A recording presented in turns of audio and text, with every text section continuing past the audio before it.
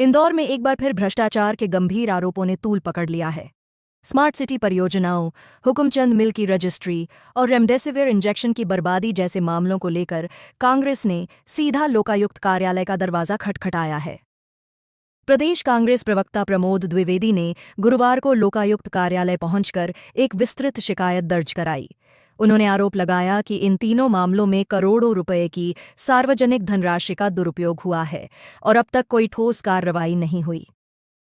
द्विवेदी का कहना है कि इंदौर स्मार्ट सिटी के तहत हुए कई कार्यों में टेंडर प्रक्रिया में गड़बड़ियां हुई हैं, काम की गुणवत्ता बेहद खराब रही और परियोजनाओं की लागत कई गुना बढ़ाई गई।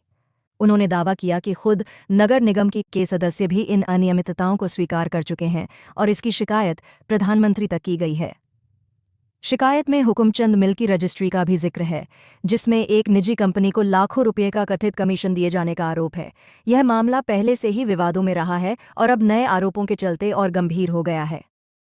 तीसरा बड़ा मुद्दा कोविड काल से जुड़ा है। प्रमोद द्विवेदी ने आरोप लगाया कि बड़ी संख्या में खरीदे गए रेमडेसिविर इंजेक्शन गोदामों में पड़े एक्सपायर हो गए और उन्हें नष्ट करना पड़ा, जिससे सरकारी खजाने को करोड़ों का नुकसान हुआ। लोगों को पता ही थे, स्मार्ट सिटी निर्माण कार्य घोटाला।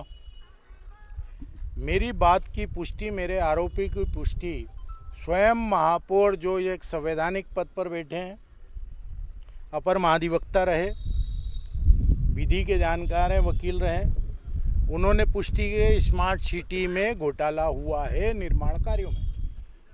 चाहे नेहरू पार्क का मामला हो, गांधी हाल का मामला हो, राजबाड़े का मामला हो, गोपाल मंदिर के पुनर्निर्माण का मामला हो, बड़ा गणपति सुभाष प्रतिमा का मामला हो, राजेंद्र राठौड़ ने खुद ने भी किया है।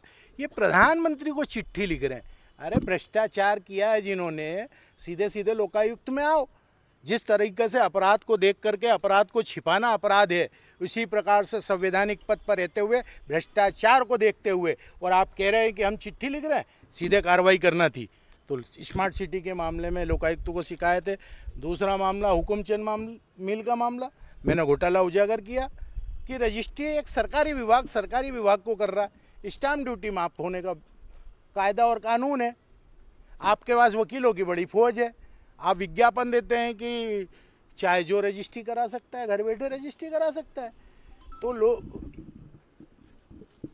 लोक निर्माण विभाग नहीं है, गृह निर्माण मंडल है जो रोज रजिस्ट्री कराता है, नगर निगम है जो रोज रजिस्ट्री करता है।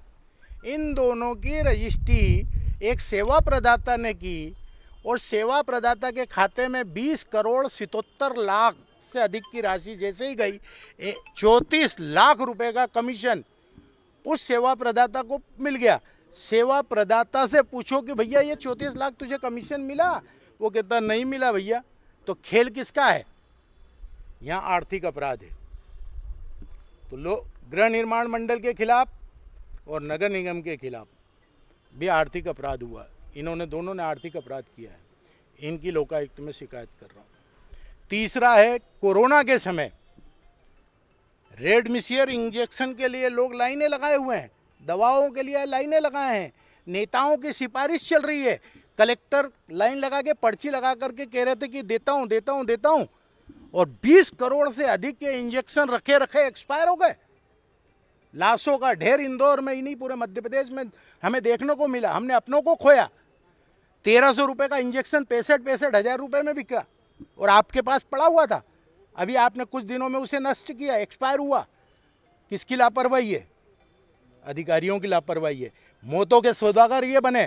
क्यों? क्योंकि 1300 रुपये में बिकने वाला इंजेक्शन जब 65 हज़ार रुपये में बिका तो निश्चित है इनके पास कमीशन था। ये मध्य प्रदेश हेल्थ कारपोरेशन के अधिकारियों के खिलाफ भी लोकायुक्त में शिकायत कर रहा हूँ।